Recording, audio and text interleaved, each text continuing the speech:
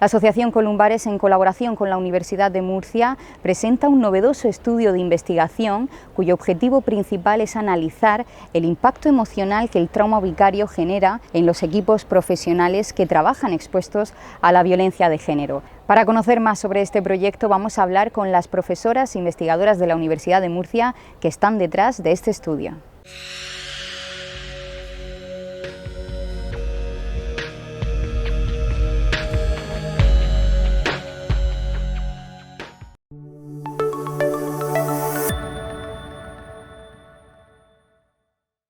Pues mira, llevamos bastantes años, nuestro grupo de investigación, trabajando en el tema de la violencia y trabajando también en contacto con las profesionales que están en las redes públicas asistiendo a mujeres que están en situación de violencia. Esta experiencia nos ha permitido conocer cuál es la situación en la que ellas se encuentran. Digo ellas porque mayoritariamente son mujeres las que están atendiendo en los centros asistenciales. Desde que en 2004 se aprueba la ley integral, en esa ley, precisamente en su artículo 19, dice se necesita poner en funcionamiento por parte de la Administración centros que impliquen una atención integral y específicamente psicológica a las mujeres, a los hijos y a las hijas de las víctimas de violencia de género. Tenemos entonces ya casi un recorrido de 2 décadas donde estas profesionales están atendiendo y, en cierto modo, no ha habido para estas profesionales un estudio específico sobre cuál es su situación emocional en estos años, ¿vale? Sí es cierto que ha habido otros estudios parecidos, pero para otros ámbitos, para ámbitos sanitarios, pero no específicamente para el contexto de las profesionales que están trabajando con mujeres.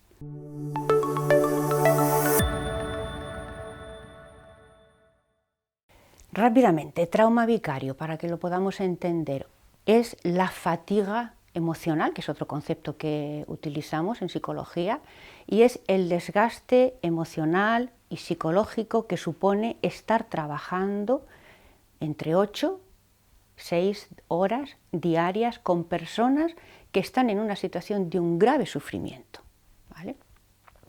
El estar atendiendo diariamente, semanalmente, mensualmente, anualmente, 10 años, ¿vale? Todo ese tipo de demanda supone un desgaste emocional. Ese desgaste emocional tiene también consecuencias físicas. Ese desgaste emocional sabemos que produce también bajas. Ese desgaste emocional necesita, por tanto, ser primero evaluado, medido, considerado por parte de la Administración, ¿vale? Y empezar a dar cuáles pudieran ser las soluciones más eficaces para ese tipo de problemas, ¿no? de desgaste emocional, de fatiga por compasión, que también llamamos, ¿no?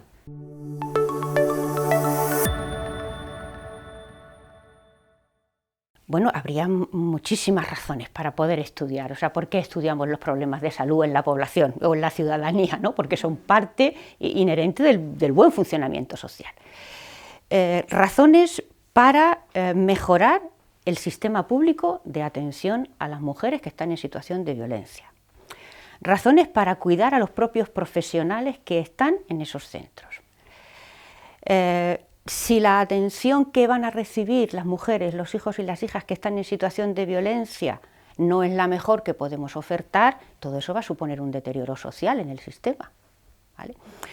Yo creo que es importante que seamos conscientes de que la salud de la población también depende, evidentemente, de la salud y del grado de bienestar que pueden tener las personas que están asistiendo.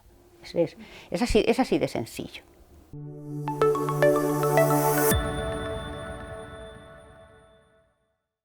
Bueno, pues la violencia de género es un fenómeno que no impacta solo sobre las víctimas de forma directa, aquellas que la viven, ¿no? Un destrozo de su autoestima, físicamente, económicamente, sino que también es un impacto psicológico sobre las personas que acompañan y que están en la trama también, son parte de la atención, ¿no?, a esta problemática.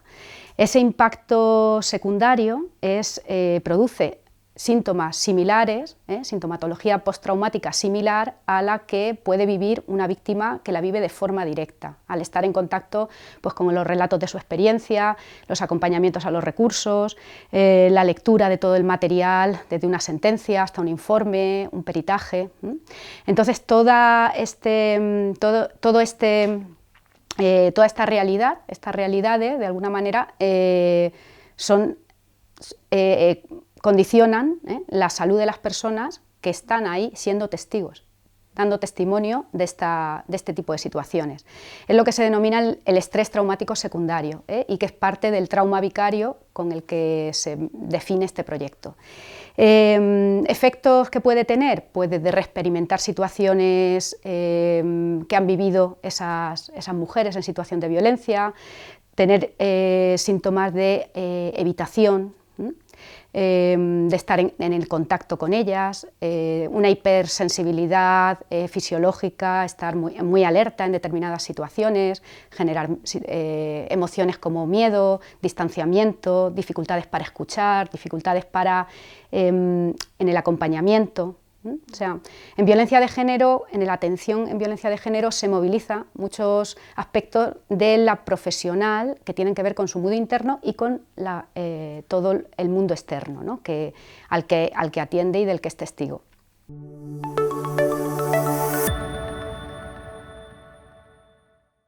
Concretamente, el tipo de trauma asociado a situaciones de violencia de género es algo muy novedoso. Sí que se ha estudiado la fatiga por compasión o el estrés traumático secundario en situaciones problemáticas derivadas de procesos de enfermedad en el ámbito sociosanitario, pero en violencia de género esta es la aportación del proyecto.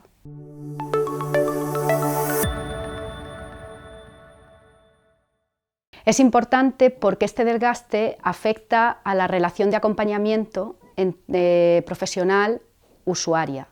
Y afecta en términos de, puede interferir en la escucha, puede generar un distanciamiento, actitudes sobreprotectoras sobre esta persona, puede al mismo tiempo una actitud de empatizar más con el agresor que con la propia víctima.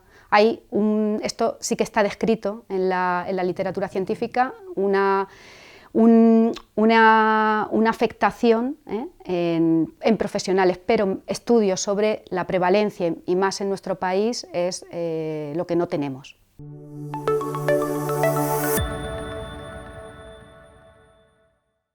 Bueno, pues el cuestionario, la verdad que no ha sido nada fácil encontrarlo, porque para que esté validado a nivel en español y además recoja todas las consecuencias que mis compañeras han comentado, no ha sido nada fácil. Pero bueno, al final con el trabajo lo hemos conseguido, y las tres escalas que mide el cuestionario, pues está la fatiga por compasión, que ya la han comentado ellas. Luego está el impacto por estrés traumático secundario. Por último, hemos medido las estrategias de afrontamiento.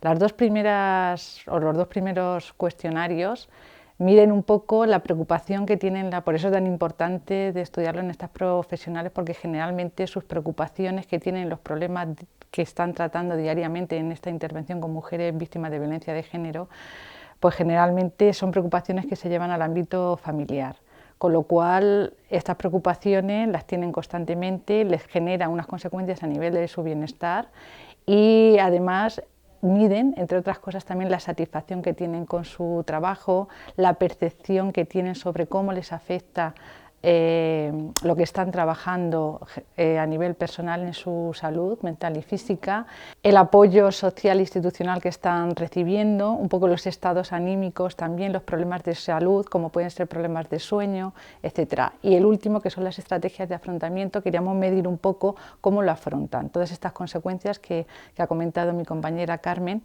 Yago, pues un poco cómo lo están afrontando, que puede ser a nivel emocional, estrategias a nivel cognitivo, de autocuidado, es decir, qué tipo de estrategia, incluso de evitación, ¿no? Es un poco lo que se está recogiendo, lo que se está midiendo en este cuestionario.